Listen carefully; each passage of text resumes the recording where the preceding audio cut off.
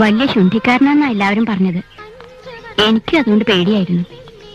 മാലയിടുമ്പോ ഒന്ന് നോക്കി, അപ്പോഴും വലിയ ഗൗരവം. ഗൗരവല്ല, പരിഭ്രമം. ആകെ പരിഭ്രമായിരുന്നു. പിന്നെ എപ്പോഴാ പേടി മാറിയത്? ബസ്സിൽ പോയില്ലേ വീട്ടിലേക്ക് കൂട്ടിക്കൊണ്ടുപോകുമ്പോ? അടുത്തടുത്ത് ഇരുന്നപ്പോ കൂടി ഒന്നും നോക്കണില്ല. മുഖത്ത് ശുണ്ഠി തന്നെ.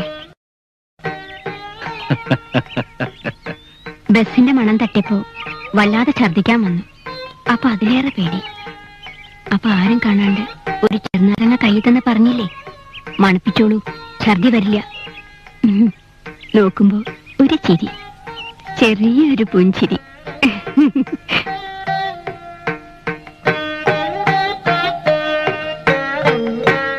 വല്ലാത്തൊരോർമ്മ. ആ ചിരി എന്നും ഞാൻ മറക്കില്ല. പേടിക്കേണ്ട ഒരാളല്ല, ഒരു ചങ്ങാതി തന്നെയാണെന്ന് തോന്നിയത്